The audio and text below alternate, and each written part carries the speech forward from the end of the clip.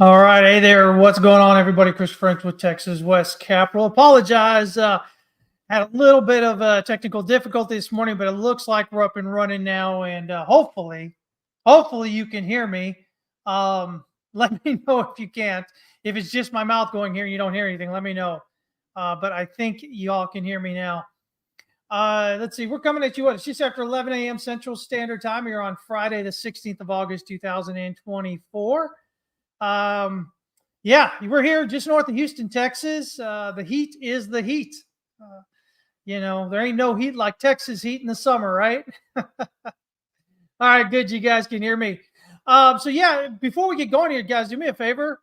Follow me wherever you're at here. Subscribe to the channel if you're on YouTube. Hit the thumbs up, share the link, all that fun stuff.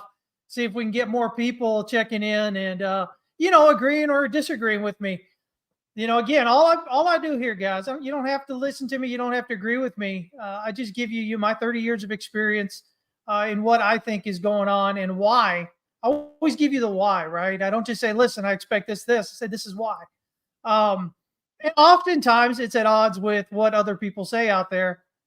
But my track record's actually been pretty good. If you've been following me, I'm usually a lot more correct than I am wrong. But at the end of the day, if you're in the markets, if you're talking about the economy, stuff like that, you're never going to be 100%. So, if you're new to trading, new to investing, this is why risk management is so important. All right. I always say it's the most important thing you're going to do day in and day out as a trader or investor is your proper risk management. So make sure that you guys really take that seriously. I know a lot of times when people come into trading especially, they're always looking for the next technique that can get them money, that can make them money. And they give very little attention to actually their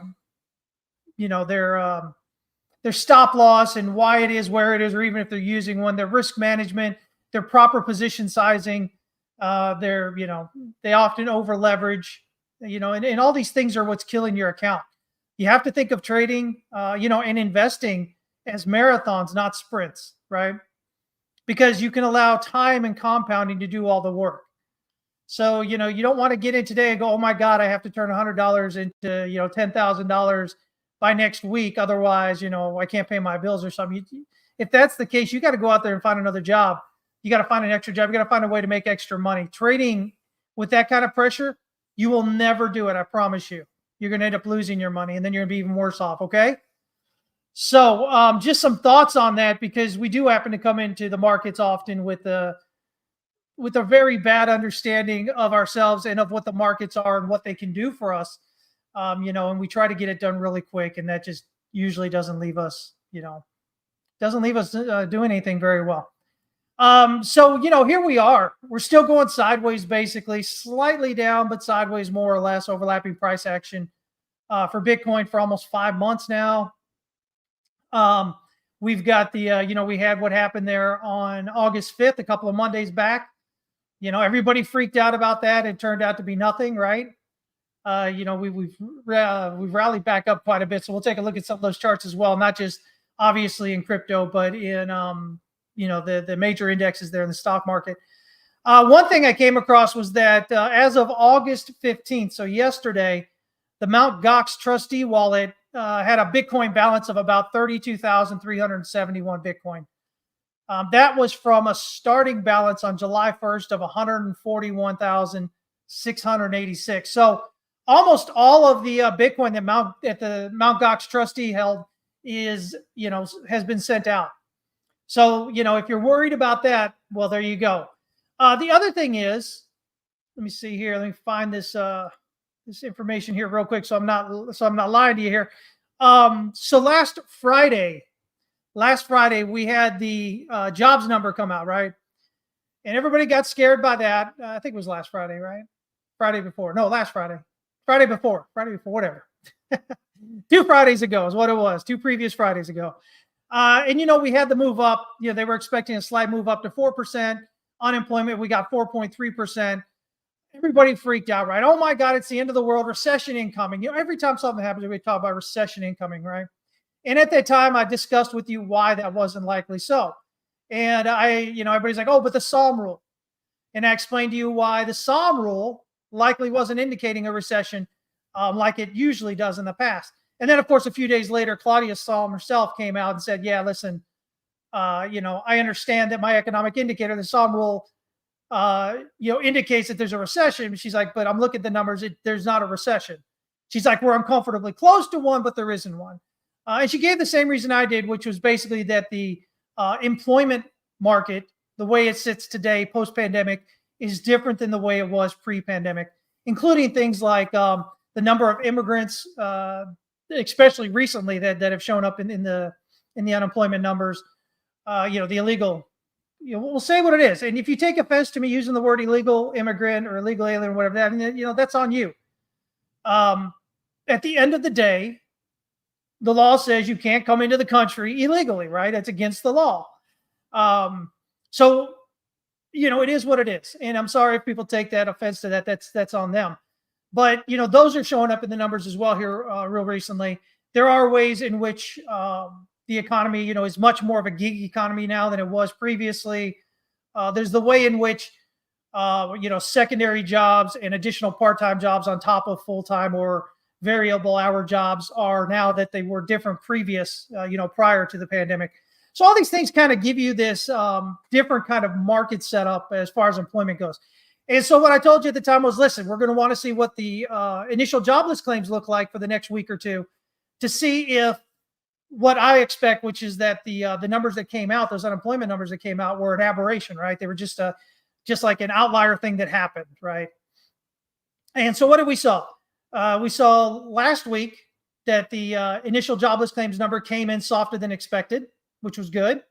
And then we saw it happen again this week, and it was also a decline from last week. So when we look at these last 2 weeks of initial employment numbers, initial unemployment claims there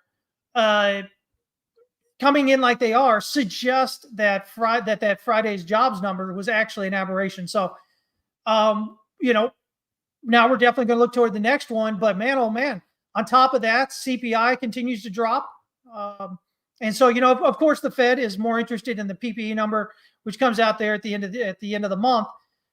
But that should go down as well. And so we're seeing that inflation is dropping. By the way, guys, it seems like people aren't really understanding what it means by inflation dropping. It doesn't mean your prices are going to come right down or anything.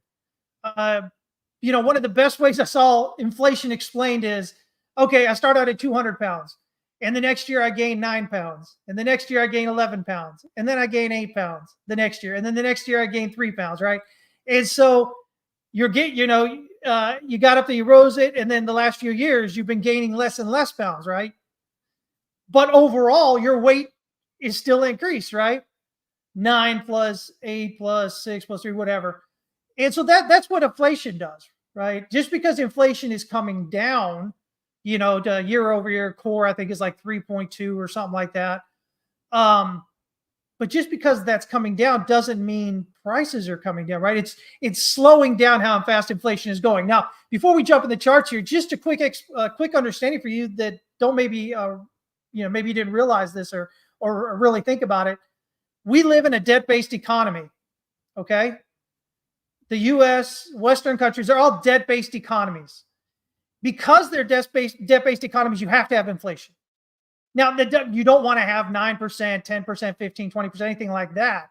You want to have just a few percent. But the idea is, on a debt-based economy, you are borrowing money, right? You're taking out loans, which means you want to pay them back with cheaper dollars in the future. The only way you get cheaper dollars in the future is by inflating the money supply, right?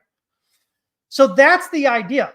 If we were to go, okay, well, we're going to stop inflation and whatnot, that is going to hurt the economy. It's going to hurt you a lot more than small bits of inflation continuing to go. Now, I'm not talking about 8, 9% inflation per year. I'm talking about, the Fed had the arbitrary 2%, keeping it something low like that, because we are a debt-based economy. And as long as we are, we have to continue to inflate the money supply. If you do austerity, if you cut back on that money supply, whatever, that puts your economy, into disinflation, then into deflation. And that ends up hurting the economy a lot more, because now you have to pay all that loan and stuff with dollars, with dollars that are going to be not cheaper, right? So that's the kind of things we got to look at here. Thoughts on Elon's take of inflation? What exactly, Landon, are you referring to? Just so I can be sure I'm answering your question exactly. If you can give me a specific on that, I'll give you my thoughts on that. Sure. So now none of this is here to say I agree that we should be in a debt-based economy, and I agree that that we should have inflation. All this. I'm just saying the reality is different than what most people understand. The reality of what we're in is different, and that's why if you think we shouldn't be in this debt-based economy, if you think that inflation is going to be really bad, it's going to hurt you, you should be buying an asset that can help you withstand that, right? So basically an asset that's going to go up in value as inflation increases, right? So what's the best one out there? Bitcoin, obviously, right? So people get scared and they want to buy the bottom, right? So the question, the title of today's show is, should we be buying, right? Institutions, your big players are buying. Guys, institutions here, we've got those 13 Fs coming in now. Institutional adoption of Bitcoin ETFs was up 27% in Q2. All right. So what does that translate? That translates into another 262 plus new firms have invested in those spot Bitcoin ETFs. Okay. So as of June 30th, that it was about 1,199 professional firms holding investments in the ETFs. Now, of that, retail investors still hold the majority of those ETFs. That's still the way it is. Again, the big money, the big professionals and whatever coming in are going to come in slower, but they're going to start coming in. And that's part of the reason why we're looking at this is maybe we're going to have an extended push on this cycle, maybe, right? Because we're going to have this continued inflows coming in from these larger players, and they tend to hold on, right? They tend to hold on. And people say, well, with all this money that's coming in, why is Bitcoin not at new all-time highs yet? Well, because they're selling. There is selling going on. We've had a significant selling going on, not just with miners, but also with what Glassnode refers to as the long-term holders, right? And now the long-term holders always sell into the all-time highs. This is just what they do. They've bought earlier, they're selling up, right? But the important thing to note here is this pullback that we had to, 49, 50,000 was like a 30, 31% pullback. That is generally what we get after Bitcoin halving. So it's funny that everybody is saying, oh, well, the top's in now. And we're not doing anything other than what we've done every other cycle. The only difference was we hit the all-time high prior to the halving. And I think that's what's freaking people out and what makes them think that, right? And here's the other fact, as human beings, the longer something isn't doing what we think it should or what we hope it should, the more time we have for all the negative thoughts in our head to come in. All this extra time we start focusing on, well, what if, right? What if the top is in? What if we're not going to go up any higher? Now, I mean, sure, that's always possible. We can't guarantee what's going to happen. But right now, there's nothing going on, guys. Contrary to what everybody, negative online wants you to believe, there's nothing going on in Bitcoin right now that suggests a top is in. Okay? And we're going to look at the chart here in a minute, but we could even push down to around 42,800 and we would still be fine. It would still be a wave 4. And so we'll talk about that in a minute here. But this is just kind of, again, I'm not here to blow smoke up your rear end. I'm not here to tell you what you want to hear. I'm just here to bring some, reality, hopefully some calmness to your nerves, some better understanding of what's going on in the markets. I've been doing this 30 years now. Yeah. So I've been through what? I've been through the .com crash. I've been through GFC. And then I've been through multiple Bitcoin cycles, right? So I've been through these things over and over and over again. And, you get the same type of people every cycle. Not usually the same people, but the same types of people that come in, because we're all human beings. And we tend to emotionally get the same way when we doing that, okay? So, when I look at this, and then we're going to look at also at the stock indexes, and, they've rallied quite a bit off that Monday, August 5th swing low, right? When everybody thought, oh my God, yen carry trade's unwinding, it's the end of the end. As I've said since then, a little bit of that was the yen carry, the unwind of the yen carry trade, but I don't believe the reason that we had such a significant reaction there like we did was just because of that. I don't even think that was a major part of it. I think it was just like a contributing factor. And so I'm coming across some stuff here recently having to do with the repo market that suggests, there's something else going on there. Long story short, potentially QE coming in sooner rather than later, if that plays out. So when we're looking at things, again, and I get people asking about things like, well, the yield curve, right? Oh man, we've got inverted yield curve. Yeah, we've had inverted yield curve for a couple of years now, longest we've ever had. But when it unwinds, that means we're going to go into a recession. No.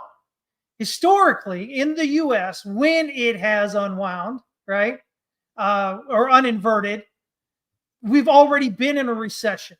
It doesn't cause a recession. It just, we've usually been in a recession when it uninverts.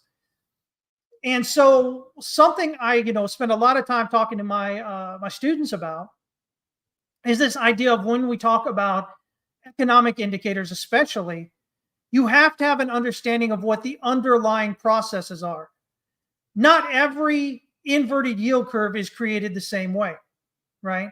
Historically, they've been a result of the same kind of, what's going on with the economy and how, the Fed responds and all this, blah, blah, blah. This time, things are a bit different, the way in which it came in, because of COVID, because of the pandemic thing coming in there. And so when I look at it now, I look at the reasons for why, I really look at the reasons why are we inverted to begin with? And then we look at it and we go, well, okay. So kind of like what I was talking about with the Psalm rule, right? The Psalm rule worked when the employment market was the way it was prior to the pandemic, right? Pre-pandemic. But because there's been structural changes in employment, in this whole employment market post-pandemic, that changes the way in which, to give us an idea of what's really going on. So the Psalm rule can get triggered, but it doesn't mean that, again, that we're actually in a recession. So it's the same thing when you're looking at the inverted yield curve. What are the reasons that the yield curve is inverted? And what are the reasons for it uninverting? And then that is what you're looking at. Not actually looking at this, because what you see online, almost everybody online goes, oh, uninverted yield curve or inverted yield curve means there's a recession going to come when it uninverts. As we talked about, no, that's not the way it is. There's already a recession in place when it uninverts, right? It doesn't cause a recession. It's just when it uninverts, a recession is already going. So that's the first misnomer there that people just kind of spread across, online, right? And these are even your large accounts. These are your, your 150,000, 300,000, 500,000, million follower accounts. They spread the same thing over and over again. Instead of understanding that it's why did it invert and why is it uninverting, right? So, this is, I tell you guys all the time, that if you're trying to get in trading, you're trying to get investing, and you're just looking at the free information online, well, guess what? Most of that free information online is a half-truth or even an outright lie, right? Whether it's these economic indicators and what they mean and, what they should mean this time or that time or whatever, or if it's strategies that you're using when you're trying to trade and invest. Here's the thing.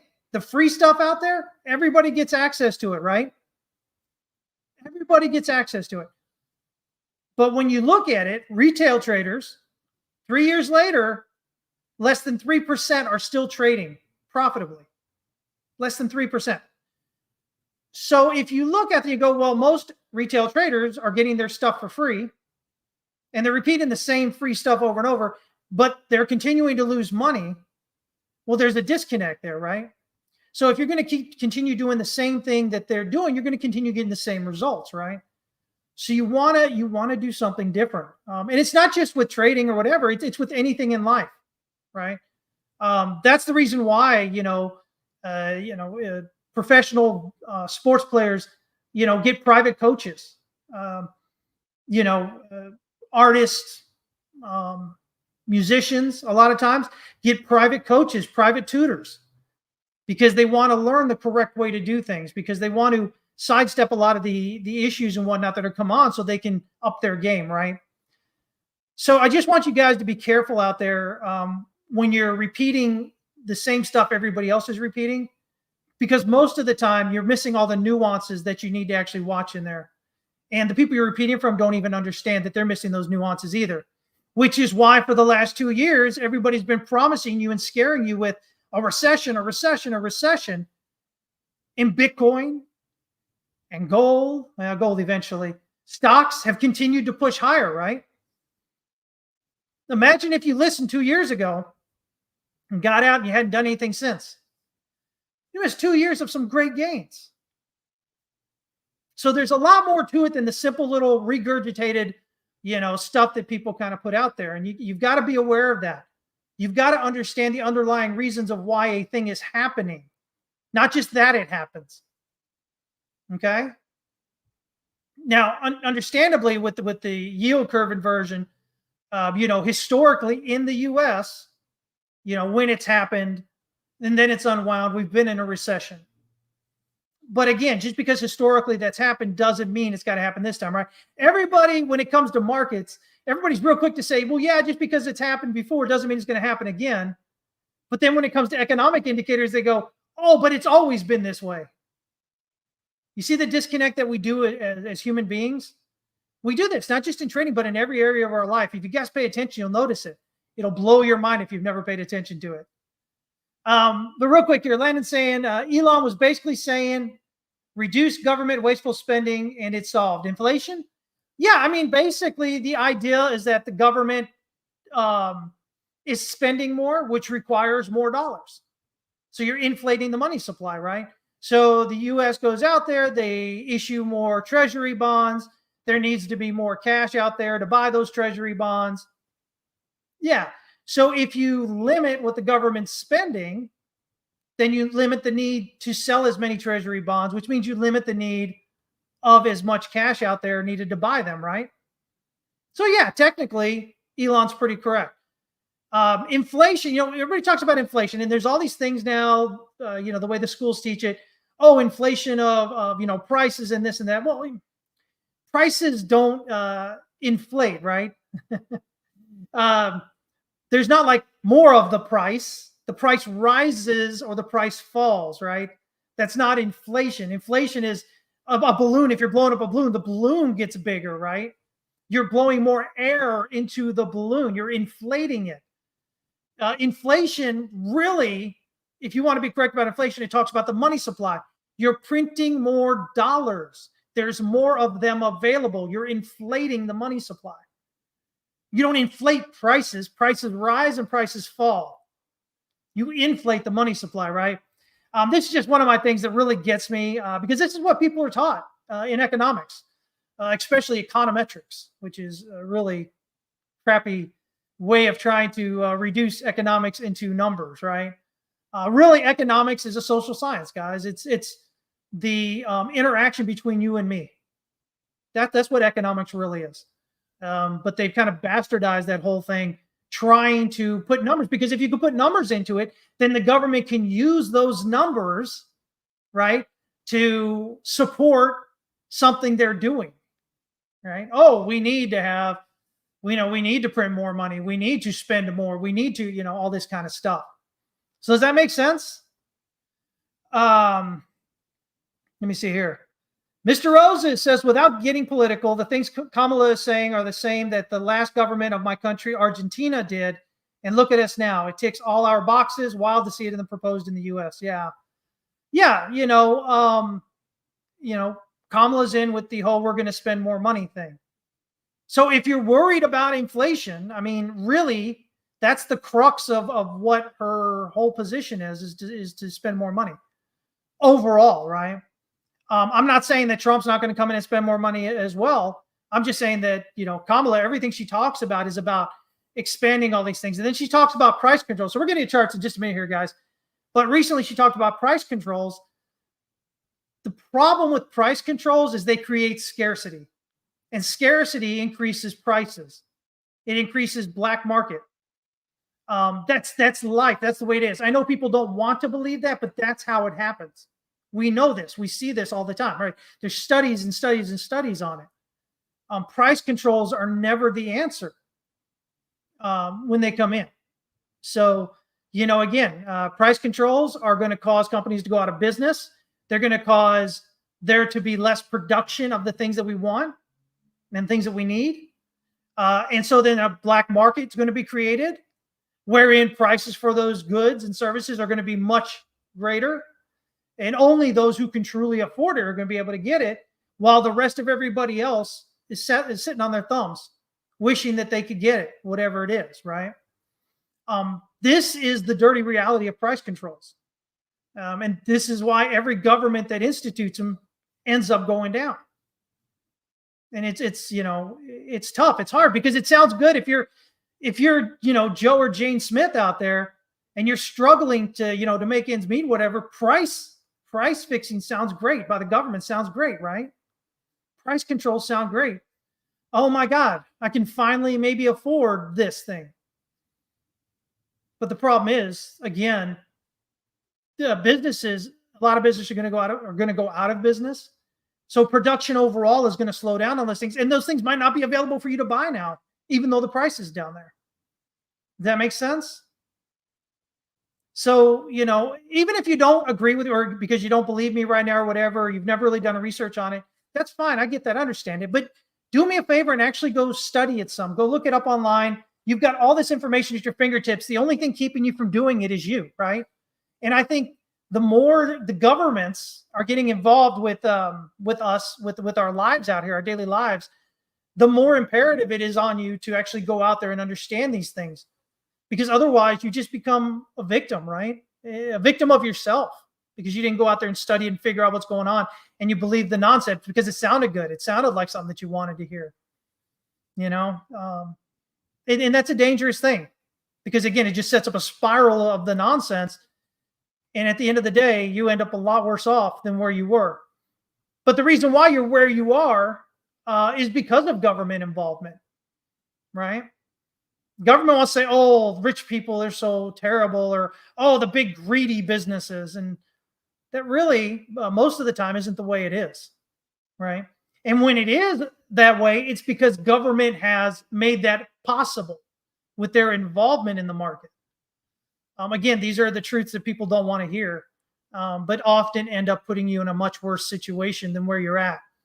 And that's not good, right? And then you keep voting for the person who keeps promising you more, which all they're doing is making things worse and worse for you. And you can't figure out why the hell isn't it working. So, again, if you want to protect yourself against this stuff, start putting some money, I would say, to me, putting money in Bitcoin is what makes sense. At the end of the day, it's what makes sense for me. Maybe it doesn't make sense for you. That's okay. But for me, that makes sense. Does that mean I see a lot of people talking about work-life balance at 20 years old, 25 years old, especially men? I said, you should be ashamed of yourself. Work-life balance at 20? No, stop with the nonsense. You should be busting your ass in your 20s and your 30s, setting yourself up for the rest of your life. If you do it at that point, the rest of your life is so much easier. If you're looking for some work-life balance in your 20s, guess what? You're going to get it. You're going to get what you're looking for, which means you're going to be struggling as you get off later in life.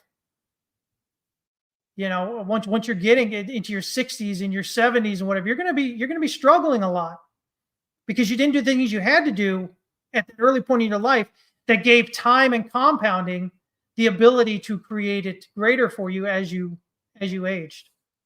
And so take this from somebody who's going to be 50 years old here in a couple of months. I'm telling you guys, bust your butt when you're in your 20s, when you got all the energy in the world. Bust your butt. Work on you. Don't worry about getting married and all those fun things at 20, 25, 30. Set yourself up and your future family up for the rest of your life. For when you hit those, when you hit your 30s and your 40s, you get in there, you'll be in a much better position to get married, to have a family. You know what? We've got such a high rate of divorce. You know what the number one cause of divorce is? Arguments about money. Yeah. So, if those things are what you're looking for in your future, bust your butt to make them happen earlier so that when you get to those points, you're much better set up. Okay. So yeah, I mean, just some of my thoughts there on those personal side of things. Again, and this is from somebody, I didn't grow up with what I have right now, guys. All right. I grew up in the military. My dad was 22 years, retired Navy. My mom, she immigrated in from Germany with her family. And then she was in the Navy for a few years until she met my dad and they got married and did their thing. But I don't come from money, right? Everything that I know today is what I've had to learn over the 50 years of my life that have been in there. Things that I wasn't told at 20 years old. Things I had to figure out on my own. So, I share them out there to hopefully get you to understand them sooner than what I did, because you've got a chance to be much greater even coming in, okay? Yeah, so anyway, there's that, okay? At 50 years old, man, you don't look a day over 40. I appreciate that, man. I appreciate that. I look even younger if I were to shave off the beard, right? A little bit of gray in the beard there and in the mustache. Makes me look a bit older there. But yeah. So let's go ahead and jump in here, guys. Let's see where we're at with the markets. So, again, looking at those indicators and things we've already talked about, to me, it looks like we're heading up higher, when it comes to crypto, when it comes to stocks and whatnot. So let's kind of jump in here. Let's pull this up. All right, let me get that fit on the screen there for you. So again, this is my chart I share every so often there, and update ever since the bottom of the bear market, right? And so what do we have here? So here's where I want to zoom in at. All right, so we got this descending channel here, right? Now remember, I said even if we were to dip to 42.8, right, we would still be a wave 4. So in Elliott wave, the initial wave 4 target is the 38.2% retracement level. We stopped just shy of that. Our secondary target is a 50% level. And these are the 38.2 and 50% retracements of a third wave. So if you measure out the third wave, what we did here, pull back 38.2 or 50%. So even if we were to drop down to 42.83 or whatever, that area, we would still be in a likely fourth wave. So when people talk about, the top being in, or when they talk about, this idea that that we're in a bear market and stuff. No, we're not. I mean, in the grand scheme of things, we've made slightly lower highs and slightly lower lows, but ultimately we're spending our time here just overlapping the entire time, right? It hasn't been a significant move down. Now, here's the crazy thing about all this. Let me zoom out here, but let me show you something. Look at all these sideways ranges, right? These big sideways ranges. Where have we had that previously? Didn't have it here. Yeah, a little bit of a range here, but that was it. Didn't have it here. We just had it down here at the bottom. Didn't have it here or here or here or here. A little bit of here. Really, here was it. Down toward the bottom, right? So historically, when we look at it, we've never had a situation, a rally here, where we've had as much sideways price action as we've had with what we've done here off this swing low down here. And why do I say that? I say that because what that means is your price action is going to be different, right? Your price action when you're coming off these quick sharp pullbacks are going to be different than when you come off the sideways movement here. The longer you're going sideways here, the more supply that you're soaking up, the more supply that you're accumulating and then reaccumulating. That means the more loose supply you're taking off the market, which means the less supply to come in as you're rallying. Does that make sense?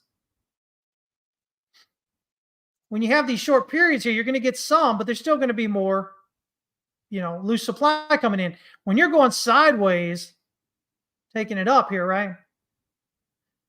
You're taking more and more of that supply off.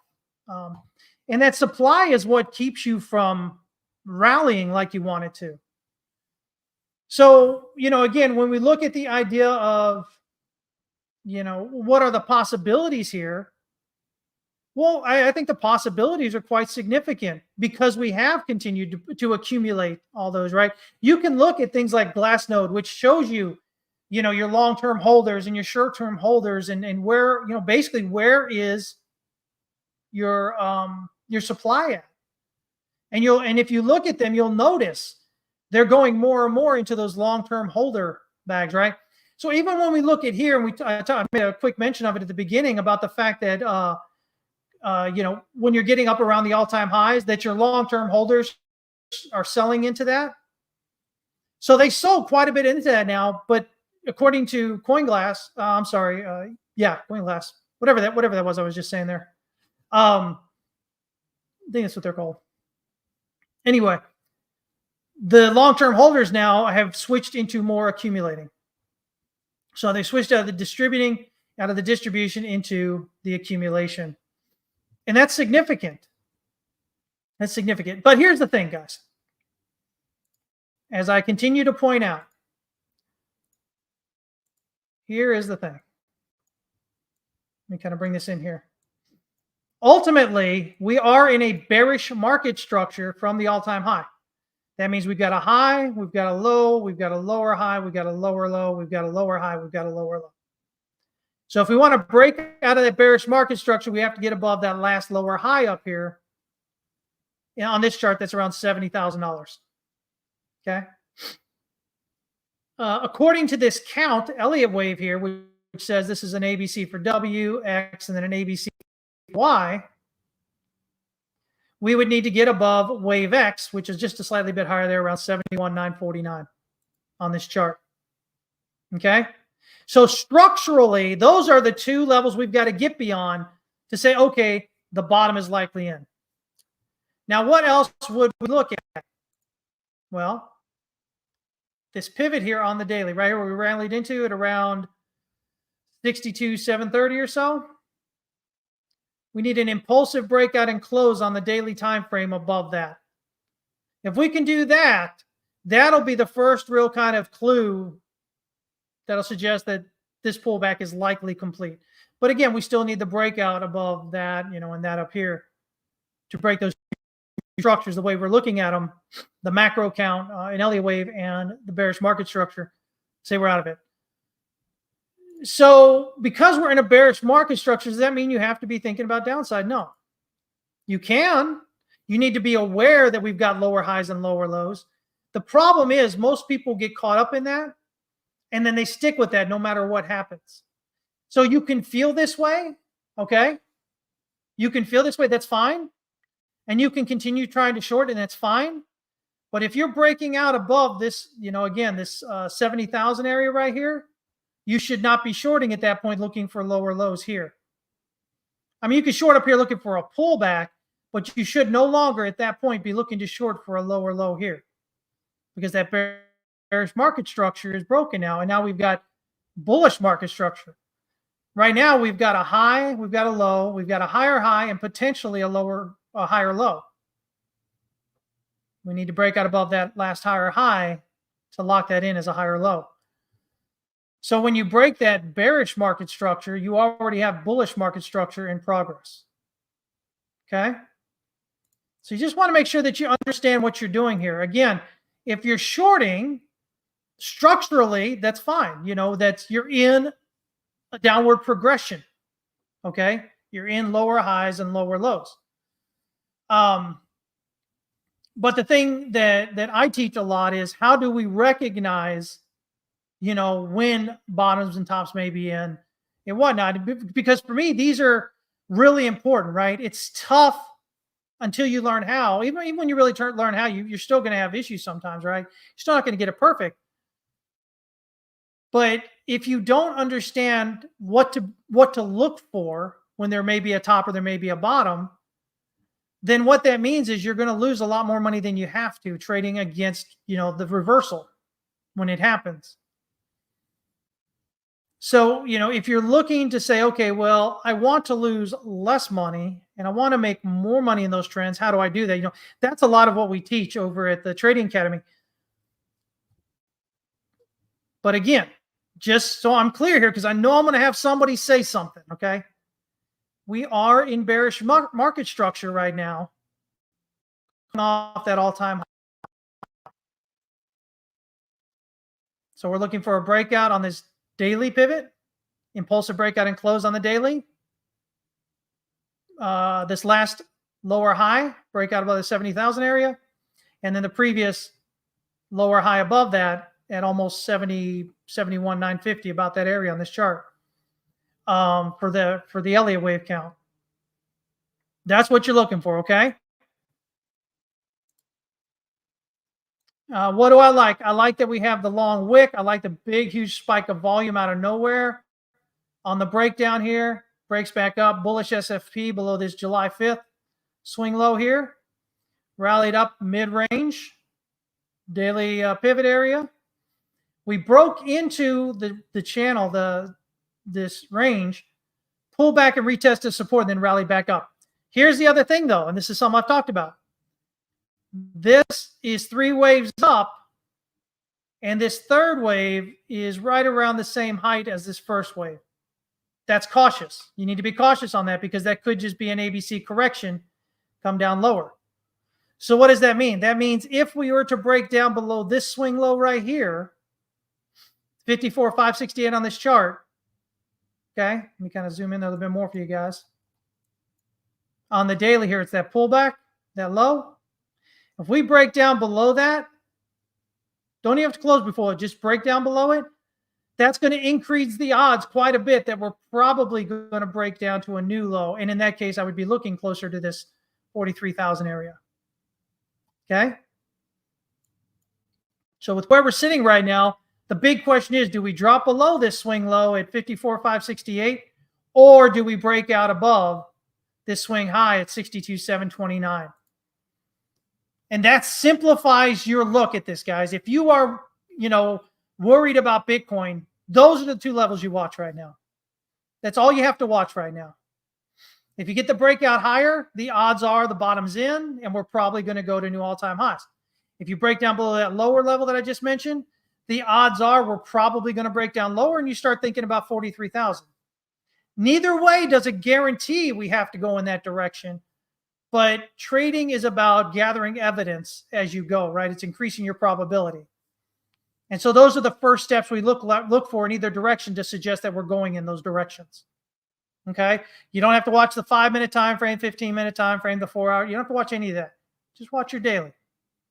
See, what do you get there? Which way does it go? Which one does it blow, above or below? And then you have more support for the idea that that's the direction overall that you're going. Okay? Does that make sense? So that's kind of what we're looking at there, really. That's the big, what do you look at here? That's the big, are we going or are we going? Again, dropping down below this level does not guarantee we're going to break down, but it does just because this is 3 waves up and that third wave is the same height as the first wave, that more than likely that's corrective. Break down below that locks that in as corrective, and more than likely we're going to head down lower.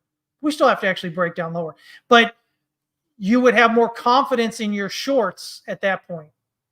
And you should have more confidence in your longs on the breakout above that swing high at the daily pivot. Does that make sense, guys and gals? Anyway, yeah. So that's what we're looking at right there, okay? Now, Bitcoin dominance continues to rally here. I'm on this wave 3 of 5 going up there. So right now, we've got 3 waves down. So we're looking to break out above this 57.4%. We can do that. Should say that this wave 3 of 5 is in progress toward an initial target of 58.47, secondary target of 59.6. Ultimately, we should see dominance here, Bitcoin dominance rallying above 60% up there, 62%, continuing higher. Okay. We can zoom out. Let me see. We maybe zoom out a little bit here so you can see this bigger chart. That's kind of the count that we've got that we've been developing. This is something that I update every week for our members there at TWC. But yeah, so you had this kind of what we would consider an accumulation range here. And then we had the breakout and the retest and the breakout higher. And we've just continued to walk this wall over here, moving down, walking it right back up into this low volume node that we're kind of currently at there, right here. So getting above this into this price acceptance area makes it easier for price to continue higher. Your resistance comes at these areas of these low volume nodes where the market's just not so interested. But yeah, daily, Stoke RSI down here and oversold. RSI bouncing just above neutral, so it remains bullish here, rallying back up, looking for that bullish cross above the SMA here, the yellow SMA line. We continue to head up there. Again, that doesn't mean that alts have to drop. It just means that Bitcoin needs to rally, you know, that Bitcoin's going to at least rally harder than they will. Okay. If Bitcoin rallies at a greater pace than alts do, you know, that increases that distance between them, that increases that dominance. Or, you know, again, Bitcoin could rally and alts could drop off, and that would do the same thing. But I'm just trying to explain to you guys that the alts don't have to actually fall further. They just have to rally generally at a smaller pace than what Bitcoin does, so that Bitcoin extends that dominance, right? It moves that further quicker than they do. Okay. Ethereum. So if you've been following me for a while, you know I drew this kind of consolidation here. The pullback on that Monday hit that ascending support line right there, exactly. Again, right there in the low volume node, exactly where you'd expect it to hit. And what we have here is we have this descending support here, which is working as resistance. So if we can flip this and get on the other side of this and use this support and continue higher, that will be a pretty big indication that that likely the low is in and we're heading up to new all-time highs, right? Based upon the pullback here, the height of this pullback, we have a minimum target of around $6,200. We can do that. But right now, locally, if you're looking for something, you're looking for a breakout and close back above this support line here. Now I've got my, you know, range here going sideways. You could draw a range like this.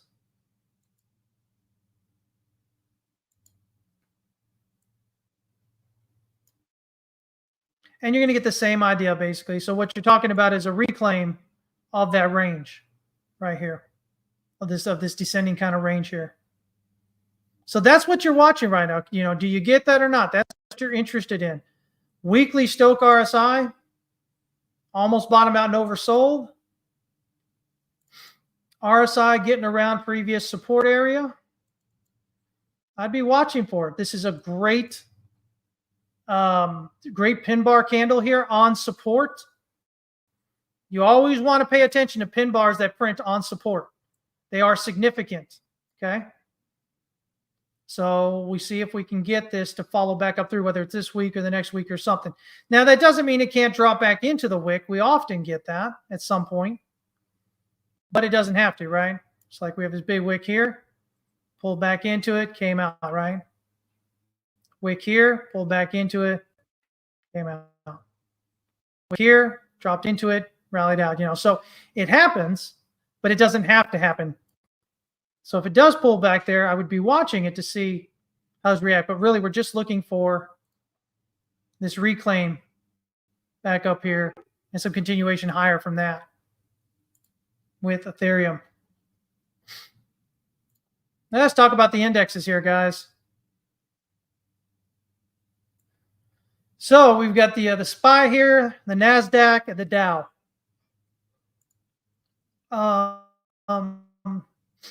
We can look at the Dow here real quick.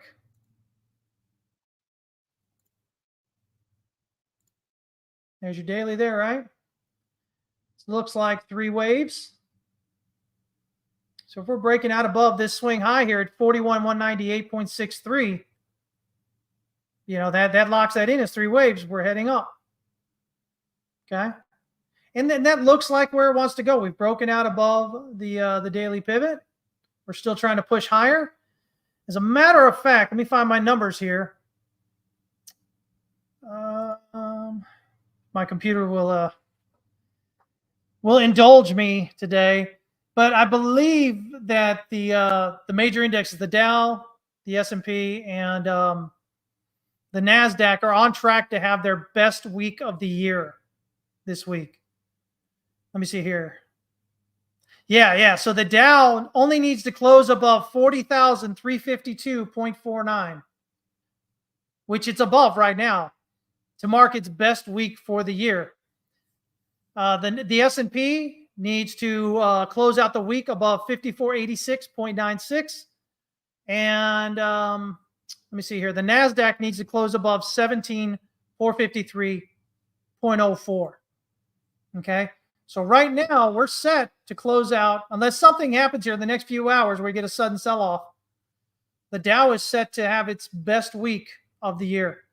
The NASDAQ here is at 19,547. Again, just need to be above 17,453 there. Did that. Oh, wait a minute. You know what? Was that last week? No. That's this. Actually, I think those numbers are off a little bit.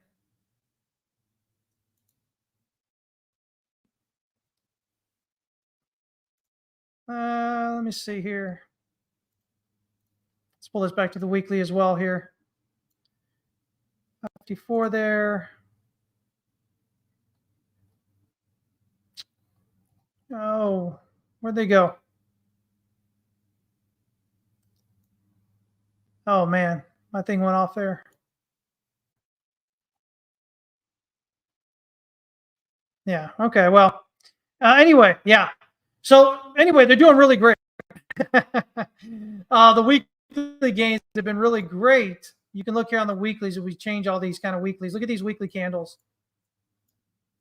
Absolute monster moves. And it's been 2 weeks of great movement, as you can see here. Right? You can look on here. You can see why there's no real big weekly candles to the upside. Nothing that compares to these last 2 weeks here, or this week, or these last 2 weeks here on that. So basically the idea is these, I'm not going to give those exact numbers out because they look like they're off a little bit, but they look like they're ready to close out their best weeks, right? For the year. Let's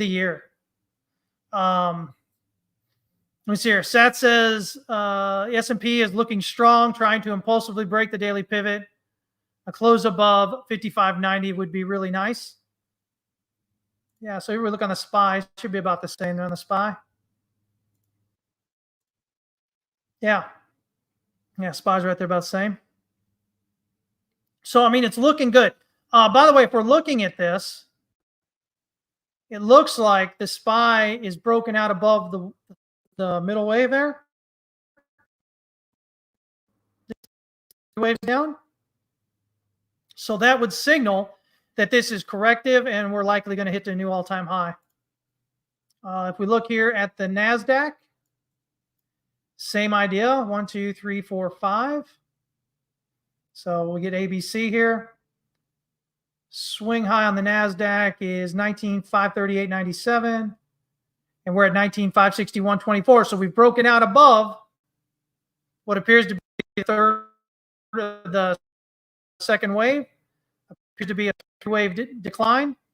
So because we've broken out above that, that should indicate that that locks that in as a corrective move. And overall, we should be heading up to a new all-time high.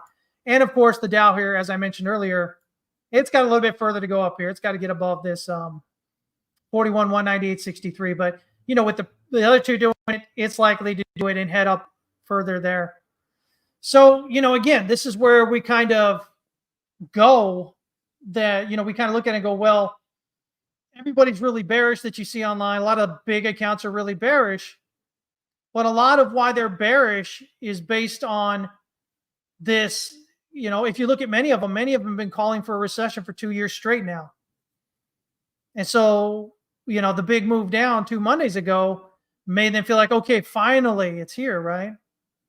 And they can't get off that. If you've been calling for a recession for 2 years, you know, there's something going on there. You can't be doing that, right? Because how do you trade that?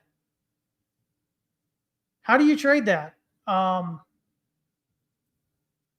You know, when you're sitting there looking for it to be down consistently for 2 years, you can't, right? You're looking to short constantly, which means you're constantly getting stopped out. So you got to be careful with that, you know, with who you're watching there online and, you know, what they're saying. Do they actually go into any depth of it? And I don't mean depth like, oh, well, this indicator says it and this indicator says it and this economic indicator says it. Are they going into the reasons why that economic indicator may be right or wrong? That's what you have to look at. If you just blindly follow it because the indicator trips, well, again, Psalm rule tripping, you know, a few Fridays back, you would say, okay, well, we're in a recession, but we're not. And by the way, just because you're having a tough time monetarily doesn't mean you're in a recession. Okay.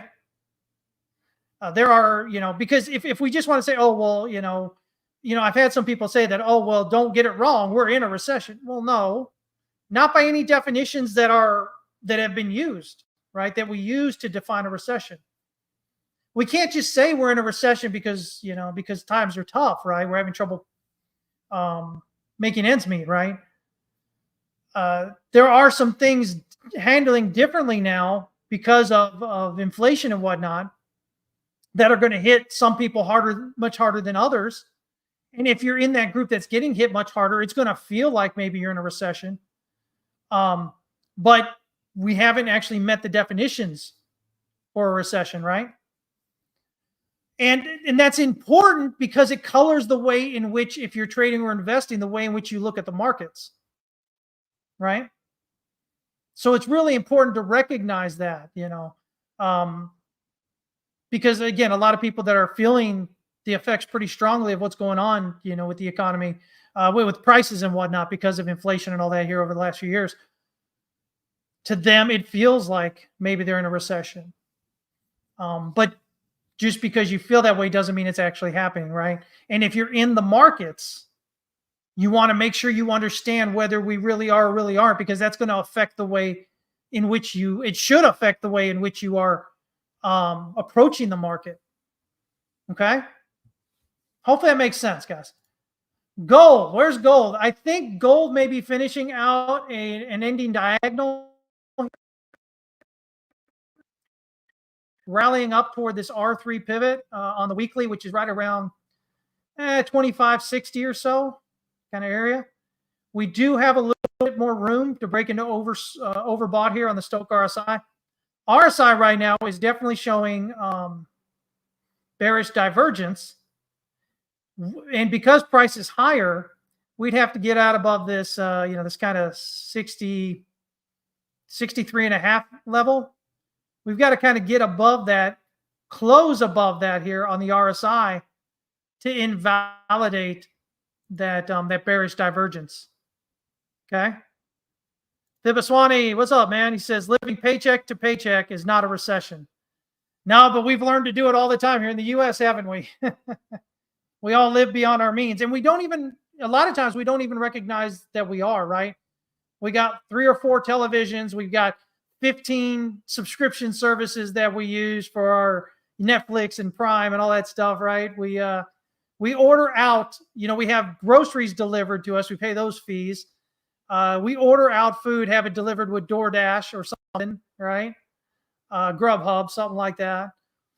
We go out with our friends weekly or something, a couple of times a week. Maybe we eat out multiple times a week. Now, this isn't everybody, but a lot of people in the US, this is more or less their life.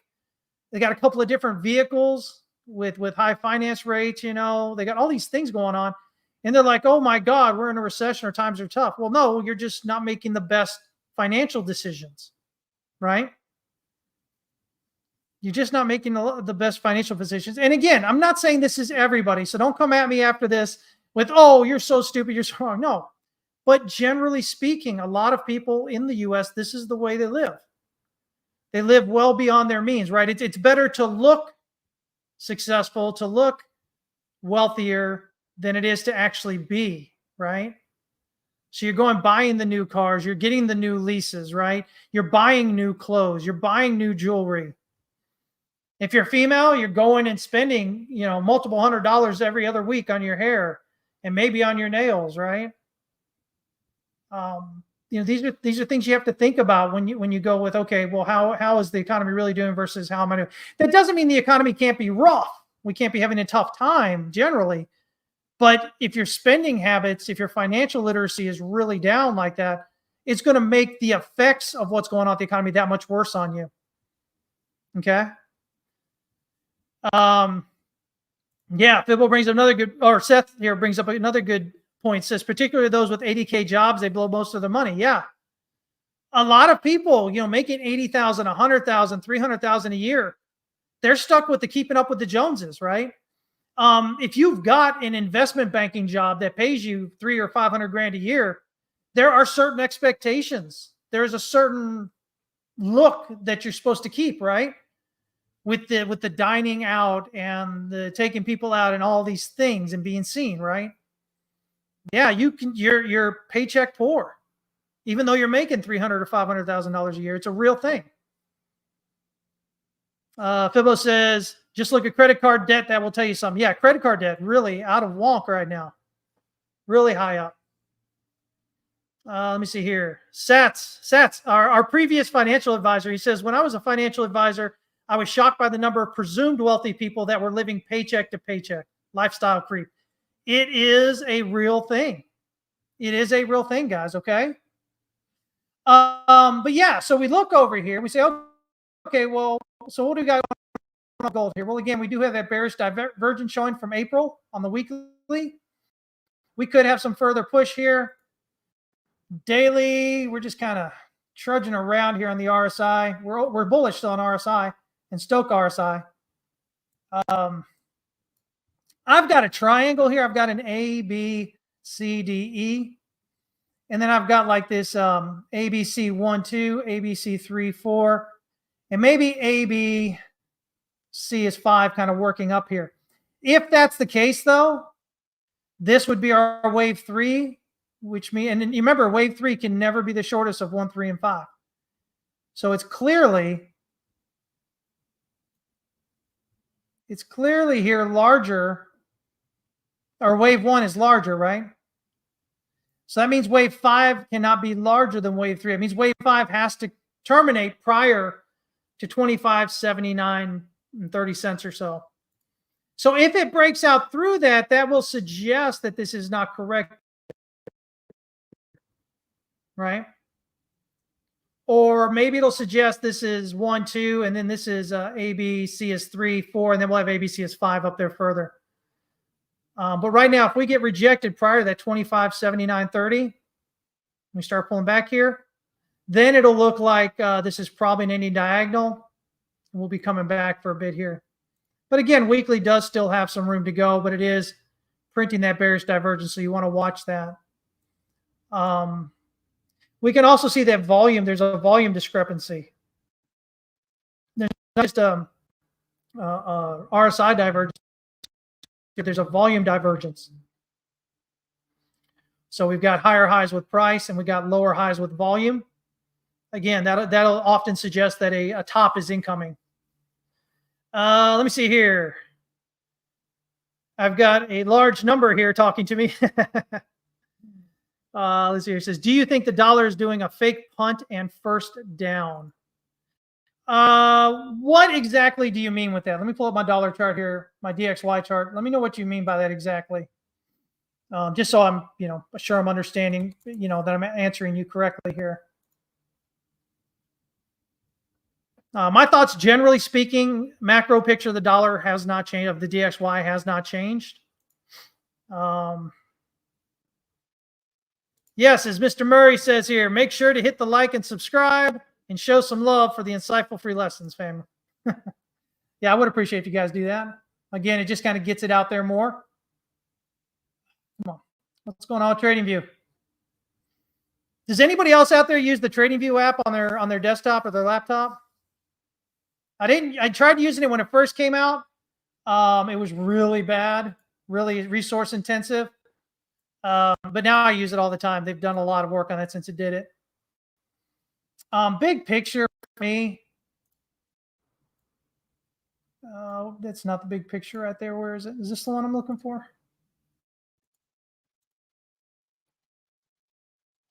Oh, these don't have where's my big count? Anyway, looking at the quite likelihood that this is the top up here and we're heading down now. Notice we've been doing sideways here, guys, since January of 23. So it's been over a year and a half, right? We've potentially got, if you're into diamond patterns, we potentially got something like that going on here.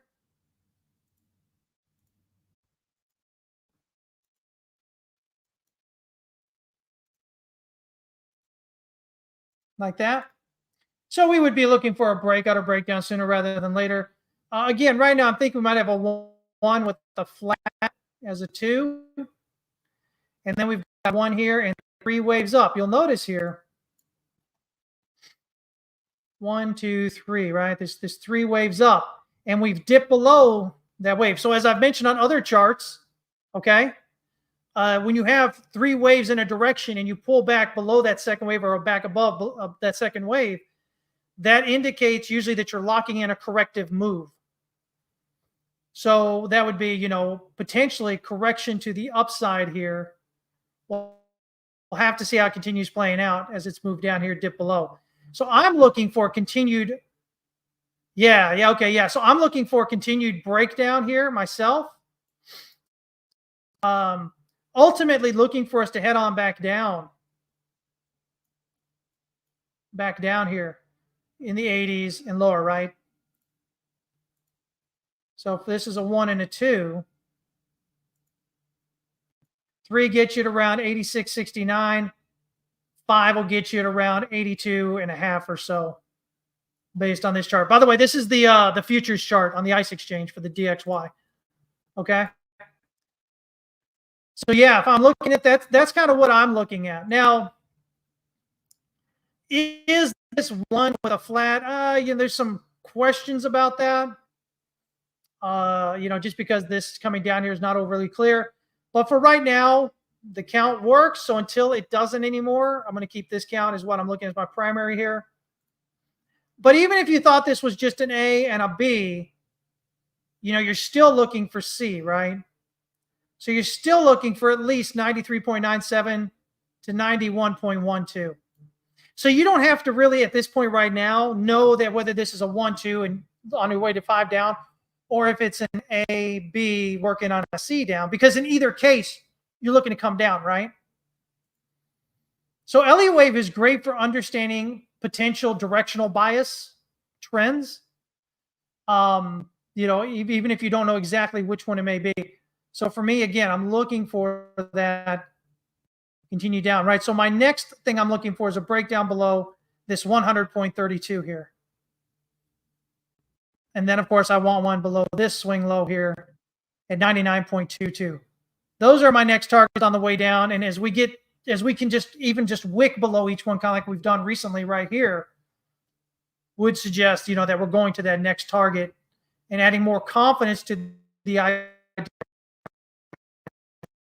down overall. And this would align with the idea that potentially QE coming in with the Fed, right? Because printing more dollars generally tends to make printing more fiat generally tends to make your fiat weaker. And so we would expect, the dollar to continue, the DXY to continue to decline. But, again, you have to remember the Eurozone over there, the UK, Japan, all those, they're also printing as well. So, the best way to look at the dollar is, the cleanest dirty shirt in the closet, I guess you could say, right? Seth, man, have a great lunch, buddy. Yeah. So again, my thought overall is that we are going to continue lower. Right here, you can see up the top here, we've got 1, 2, 3, 4, 5. Down here, we've got 1, 2, 3, 4. So we should expect another fifth wave down here to get at least 2 sets of 3 coming down, and then potentially further on. The VIX, real quick here. I'm getting just about done here, guys. The VIX had that big spike, right? That was that Monday, August 5th. Spiked up to 65.73. But what's happened since then? Look at that fall off since then. Look at that. We're down 77.5% or so.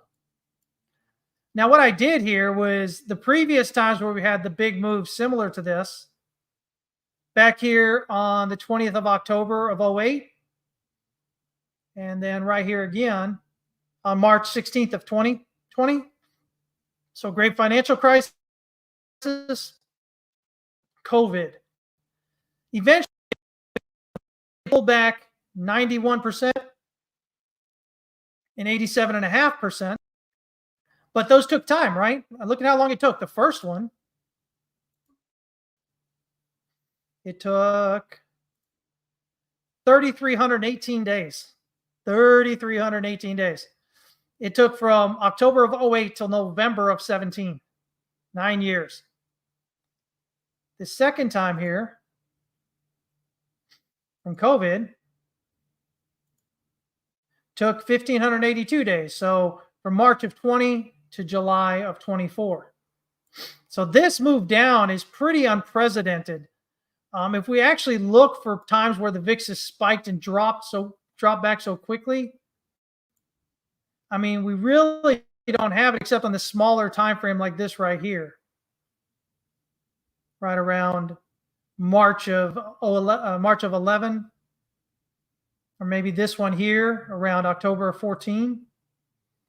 So really interesting that we had such a strong drop off back here, but it's not following, the normal processes that we've had during recessions, right? Whether it was the great financial crisis or COVID. So, again, when I look at that, when I'm looking at it, nothing's guaranteed, guys. Remember, the only thing that's guaranteed in the markets is that you're going to lose money from time to time.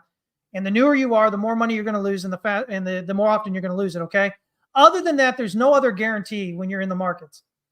But when I look at this, to me, it looks basically like a fake out here, right?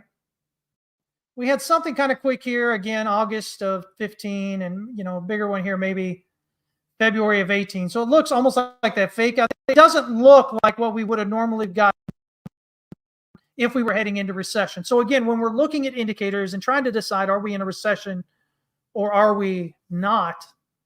Again, I think it seems to say that we're not, and probably that we're not going to be, at least not at the moment, right? So when I look at that, my bias continues to remain upward. We continue to look for higher highs in our markets. Faithful Christian, what's up? Says, I can see you really care about teaching people about the markets. Thank you. No, hey, I appreciate you showing up. Appreciate you listening in. There's a lot to know about them, you know, again, most people that are out there that you guys are going to try and learn from often just talk about the very minimal top fluff kind of stuff, because that's all they really know. But that's going to keep you in the same boat as most traders out there if that's all you know. So always be, when somebody says, listen, this indicator says that we're going to go into a recession or we're going to do something else, it may or may not, but it would behoove you, if you're in the markets, to actually go and learn. Use ChatGPT if you have to, something like that. Learn about the indicator. What is the indicator trying to tell you? And then understand what are the factors in that indicator that make it say those things. And then look at what's going on at that point in time. Is it the same as what it's usually going on with those same factors? You know, are those factors doing those things for the same reasons? You know, why is inflation up? You know, why our price up? You know, you want to look at these. You want to have to try and understand the whys behind it, because those little nuances change the meaning of what's coming. It can flash, the indicator can flash the same, but it may not have any meaning behind it. Again, if we look at the Psalm rule, right, that recently flashed recession. You know, and Claudia Psalm came out and said, no, we're not in a recession. But why wouldn't we be? My Psalm rule always says we are every time up to this point. Well, because the market's different. So that underlying nuance, you know, it measures, the Psalm rule measures the rate of change of unemployment. But why is unemployment changing? That's what you need to understand, right? What is different with unemployment this time that wasn't the same the last time the Psalm rule triggered? And that's what you're looking for. Or is it the same? And if it is the same, then you go, okay, then it's probably correct. But again, this time around, as I was speaking about earlier, it is different, right? So it'll still give you the same positive. It'll just be a false positive this time around. Real quick here, guys. If you're interested in Bitcoin miners, Miggy here, which is Mawson, absolute banger performance here. Best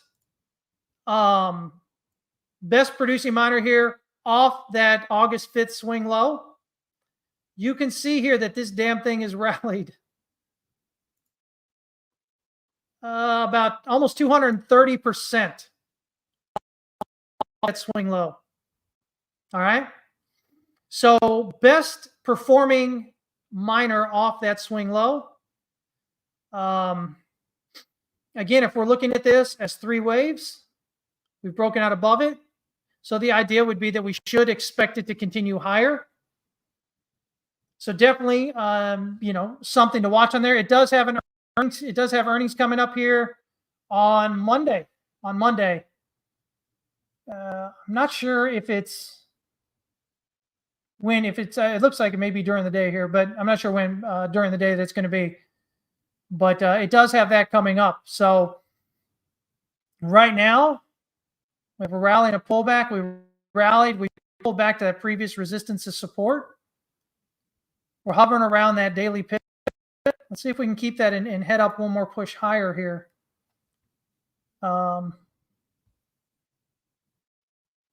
Yeah, if we can continue to rally up out of there, we would have a minimum probably expected target up over around 373 based on the height of this pullback here.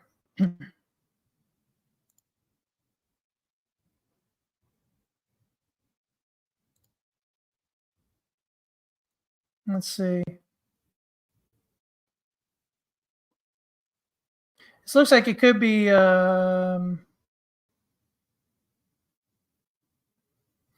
looks like that might be 5 down. Looks like 1, 2, and then 1, 2, 3, 4, 5.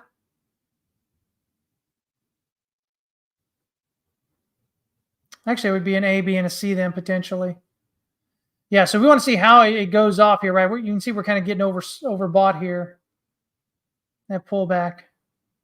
But I want to see some further upside to potentially knock us out and continue up higher there toward that 373. If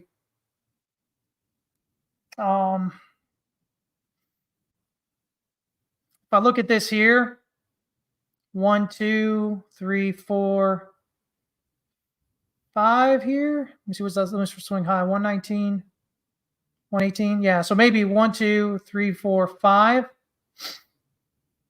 And then of course the pullback here. What's the swing lows on this? This looks like an A, a B, and a C is a flat. Low of 102, 102. They're all 102 here. So yeah, it looks like maybe like a leading diagonal here. 1, 2, 3, 4, 5. And then A, B, C. 1, 2, 3, 4, 5 maybe. So that gives us a 1, 2, and a 3. It would make sense. You got large candlesticks, large volume. That's usually indicative of a wave 3. The pullback's pretty deep, but that's probably because it was a pretty hard push there. But if we can get this and continuing higher here, things start getting interesting, looking toward potentially at 373 there.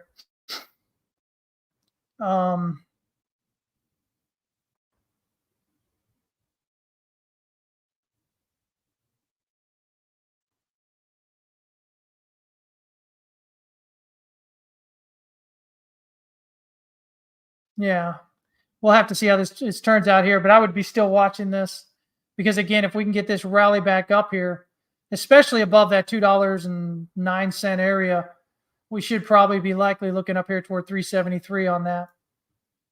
Okay. So if you're looking at Bitcoin miners, that's one definitely get. By the way, if you subscribe to the Bitcoin miner stocks report that I put out every Monday evening, the link's below the video here if you want to join that. We update this chart and 15 plus other charts. I think it's like 17 publicly traded miners every week, as well as news and information, commentary and whatnot. But yeah, this one we were already set to go long on this already before this thing rallied up. So it was nice to have that.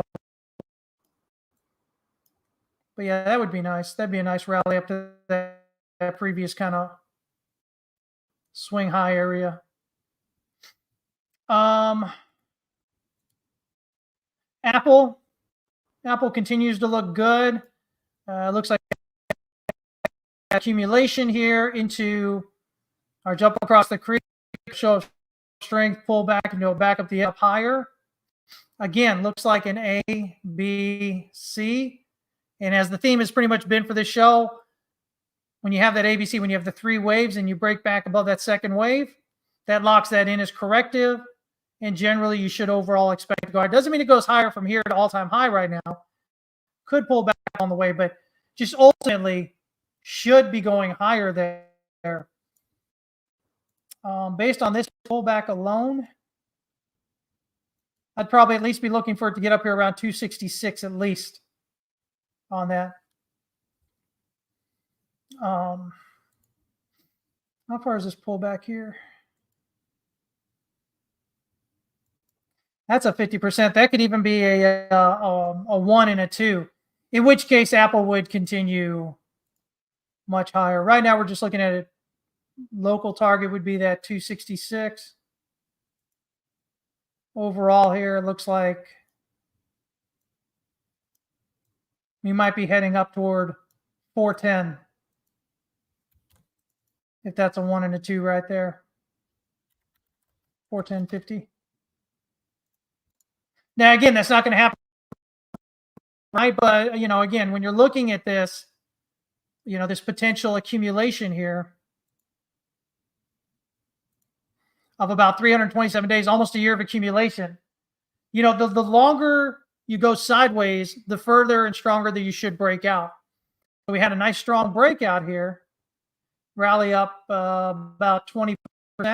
Nope, 25, almost 30%. Pull back, and here we go again.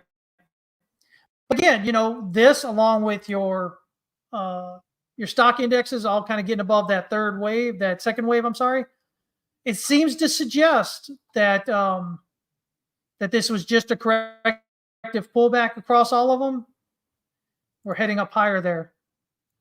Dominion locally here, we're at about 55.99 right now. I think we can probably look around locally around, let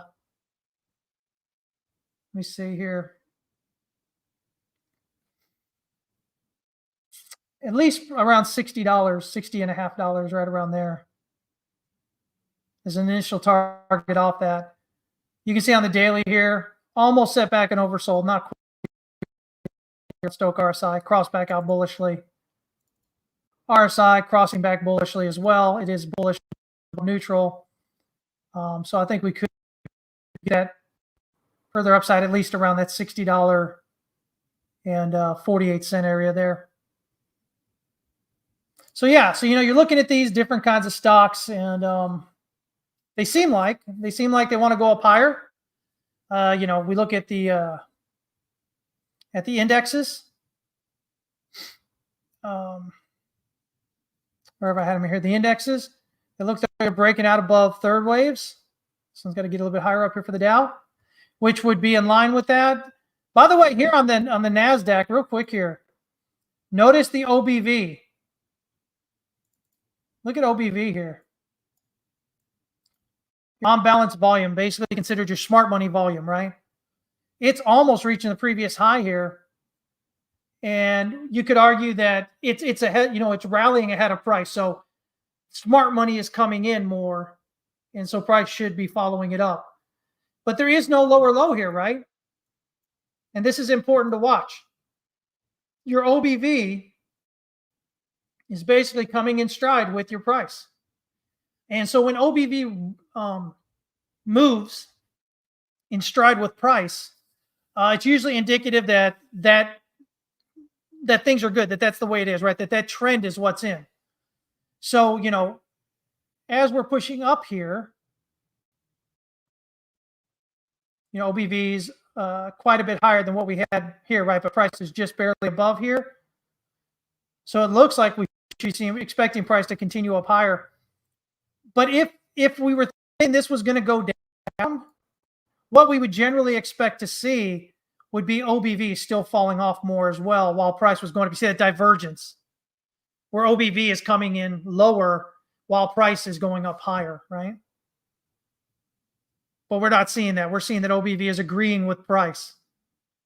So, it's just another indicator you kind of look at when you're looking at these and go, okay, well, should I be concerned yet? That doesn't mean things can't change, but so far, off that swing low, we've got price up and we've got OBV rolling with it.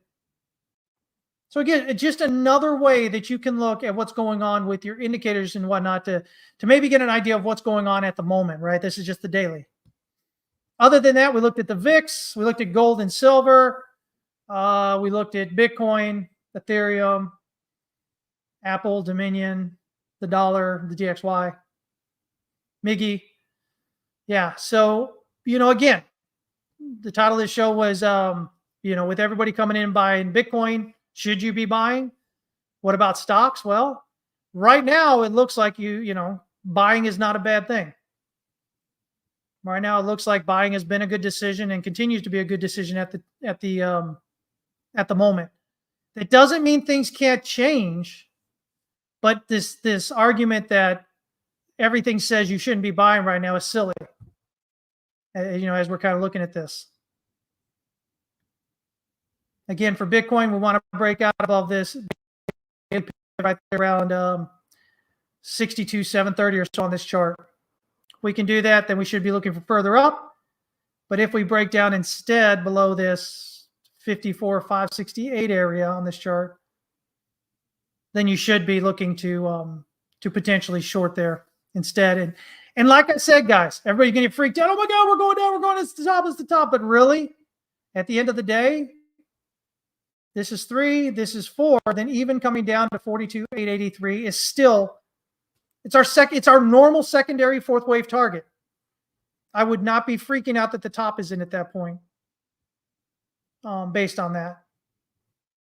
So, you could look to maybe short something down toward that. But it also doesn't have to get to the 50%. It could just come a little bit below the 38.2. But generally speaking, when you're doing Elliott wave and you're looking for targets, wave 4 is the 38.2 and the 50%. All right? So that's it, guys. Oh, man, we're over here a bit. I spent a bit more time talking about a few things than I expected. So hopefully, though, hopefully it was good for y'all. You learned a lot. Um, Maybe convinced you to just, to actually dig into things and really try to understand the nuances and why things are happening rather than just saying, oh, they're happening, so that means X or Y or Z. Because those nuances for why they're happening are the most important. If your reason for it happening is different than what it normally is, then that means your result, you know, is it a recession or not? It's probably going to be different than what it usually is. Okay. So as always, you can follow me at TX West Capital there on Twitter. You can join us at Texas West Capital. We'd love to have you there. Got lots of different ways for you guys to get involved. We've got monthlies, we've got group coaching annuals, we've got Fiboswani's threshold theory as well in there. Lots of stuff to do, but the one thing we do is we teach you right, guys. Okay. So, if you ever decide that you're really serious about learning, and listen, here's the thing, I'm going to tell you right now, make sure you're serious about learning. Okay. Because otherwise you're just going to waste your money, whether it's with us or anybody else. And there's no reason to waste your money in today's environment where things are so expensive, right? Just generally, just life. But if you are serious and you're ready to understand how and why price moves the way it does, if you're ready to understand how can I learn to distinguish between distribution and accumulation, how can I forecast price action? That's the stuff we do. And we do the daily, we also teach price action for those that want to day trade and whatnot as well. Well, you're going to get everything here. Everybody else kind of focuses on one thing. Our bread and butter is teaching you how and why markets move the way they do. Because once you know that, you can apply that to any trading strategy that you have out there and understand whether it's going to work or not and why it may or may not work. It is the key to the kingdom, so to speak. All right, guys? As always, remember the only thing you control is how much you lose. So please keep working on that risk management. I hope you guys have an amazing weekend. Y'all trade safe. Take some time away from the charts. They'll be there when you get back, I promise, okay? Thanks for joining in, everybody. We'll see you next week. Take care.